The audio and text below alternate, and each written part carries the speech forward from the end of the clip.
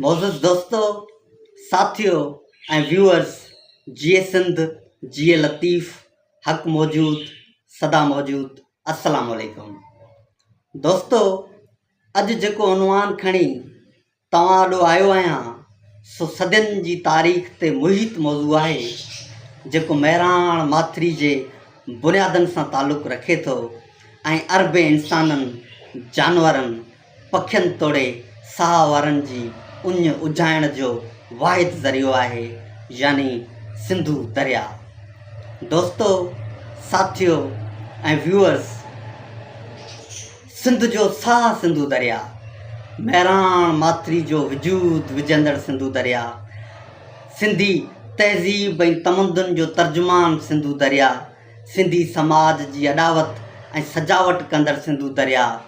अरबे इंसाननि जी उञ उजाईंदड़ सिंधु दरिया,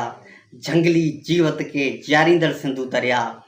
चांदी जहिड़े पाणी सां सोन जहिड़ा फसल पैदा कंदड़ सिंधु दरिया, पले खे पालींदड़ सिंधु दरिया, पंजनि दरियानि जो संगम सिंधु दरिया, अरबी समुंड खे पंहिंजी हदनि में रखंदड़ सिंधु दरिया, पहाड़नि ऐं पर्बतनि जो सीनूं चीरे वहंदड़ सिंधु दरिया, सिंध जी सींध संवारींदड़ सिंधु दरिया, तरक़ी जो तर्जुमान सिंधु दरिया, गुलाब, मोतियो, मुगरू ऐं चंबेली जहिड़नि गुलनि फुलनि सां चमन खे महकाईंदड़ सिंधु दरिया, अमन, आजपे ऐं ख़ुशहाली जो मीनार सिंधु दरिया, पंहिंजी मौजनि में वहंदड़ सिंधु दरिया, जंहिं लाइ कंहिं शाइर चयो आहे त आऊं त उनखे पंहिंजो पालणहार थो सम्झां, जंहिंखे तूं बसि पाणीअ जो दरिया थो सम्झीं, उत्तर जे झूटनि खे थधिड़ो वाह थो सम्झीं,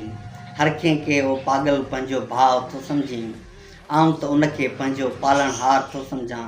जंहिंखे बसि तूं पाणीअ जो दरिया थो सम्झीं। दोस्तों ऐं साथियों, मुंहिंजी सिंध धरती खे सैराब कंदड़ सिंधु दरिया दुनिया जो 21 नंबर ऐं एशिया खंड समेत पाकिस्तान जो पहिरियों नंबर वॾो दरिया आहे, जंहिंजी डेघ 3180 किलोमीटर आहे। सिंधु खे अब्बासीन, अटोक रिवर ऐं स्कर्दू दरिया जे नाले सां बि यादि कयो वञे थो, पर संदसि जग मशहूरु नालो सिंधु दरिया आहे। सिंधु जा बुनियाद 4300 क़बल मसीह खां 300 क़बल मसीह ताईं ॿुधाया वञनि था। सिंधु दरिया तिब्बत जे पहाड़नि खां पंहिंजे सफ़र जो संभाउ कंदो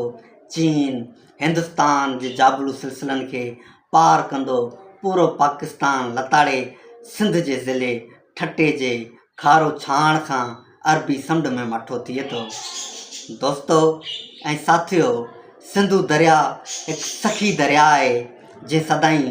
पंहिंजे पाणी खे उञायलनि ताईं पहुचायो आहे। सिंधु पंहिंजे साॼे पासे खां गिलगित नदी, काबिल नदी, करम नदी ऐं गोमिल नदी खे निपायो आहे, जॾहिं त खाॿे पासे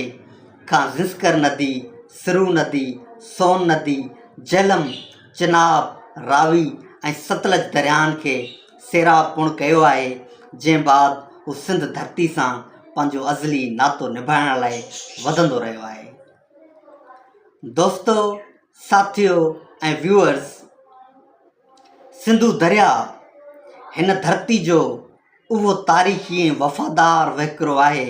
जंहिंजी तारीख़ बि ओतिरी पुराणी आहे जेतिरी दुनिया जी तारीख़ पुराणी आहे। हिंदुनि जे मज़हबी ऐं तारीख़ी किताब ऋग्वेद में बि हिन दरिया जो ज़िक्र मिले थो। सिंधु दरिया न फ़क़ति सिंध पर इंडिया खे बि संदसि नालो ऐं सुञाणप ॾिनी, जॾहिं सदियूं पहिरीं संस्कृत पंडित हिन दरिया खे सिंधु सॾींदा हुआ त फ़ारसियुनि वरी खेसि सिंधु बदिरां हिंदू सॾियो, छाकाणि त फ़ारसियुनि वटि से जो आवाज़ु न हो। उनखां पोइ यूनानियुनि वरी खेसि है कढी अलिफ लॻायो ऐं खेसि इंडस जो नालो ॾिनो, जितां इंडिया नालो वरितो वियो ऐं पोइ हीउ सॼो ख़ितो इंडिया तौरु मशहूरु थियो। दोस्तों ऐं साथियों, सिंधुअ जूं सल्तनतूं जहिड़ो किताब लिखंदड़ लंदन जी लेखिका एलाइस अल्बेनिया सिंधुअ जी कहाणी लिखंदे चवे थी त जॾहिं अरबनि ऐं आर्यनि जो नामो निशान बि न हो, तॾहिं बि हीउ दरिया पंहिंजी ओज जी मौज सां वहंदो हो ऐं संदसि किनारे शाहूकार तहज़ीबुनि जो वजूद मौजूदु हो। मोहन जी धरती जा माण्हू एतिरा त ख़ुशहाल ऐं मालामाल हुआ जो रेशमी कपिड़ा पाईंदा हुआ ऐं हर घर में सोन जो काफ़ी मिक़दार मौजूदु हूंदो हो। यूनान जे बादशाह सिकंदर आज़म जॾहिं हिंदुस्तान ते हमिलो करण लाइ ॾखण एशिया जो रुख़ कयो हो त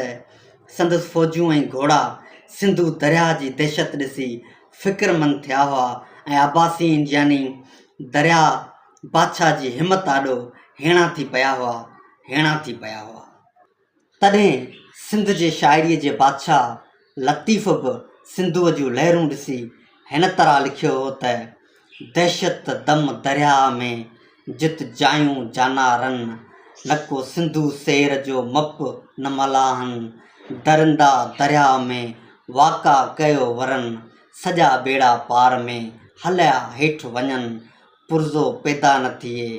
तख़्तो मंझां तिन को जो कहर कुननि में विया की न वरन उते अणतारुनि साहिड़ सीर लंघाईं। दोस्तो, साथियो ऐं व्यूअर्स, तारीख़ जे हिन वॾे वहिकिरे सिंधु दरिया खे चीन, हिंदुस्तान ऐं पाकिस्तान जे सूबे पंजाब समेत सभिनी गॾिजी मुख़्तलिफ़ हंधुनि ते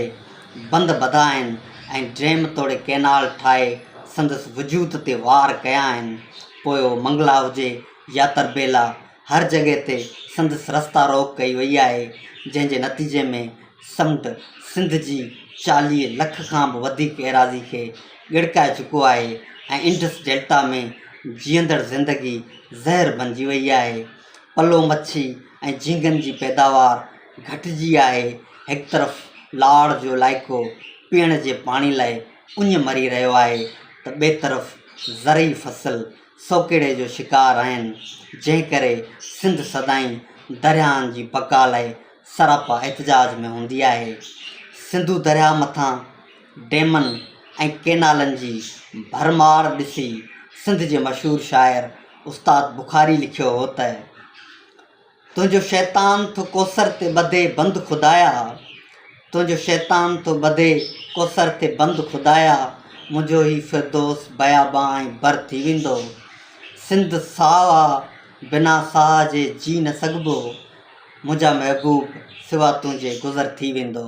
अल्लाह हाफ़िज़ दोस्तो। आख़िर में जेकॾहिं तव्हांखे वीडियो पसंदि आई त वीडियो खे लाइक करणु, कमेंट करणु ऐं चैनल खे सब्सक्राइब करणु न विसारिजो। असां सां जुड़िया रहिजो। अल्लाह हाफ़िज़।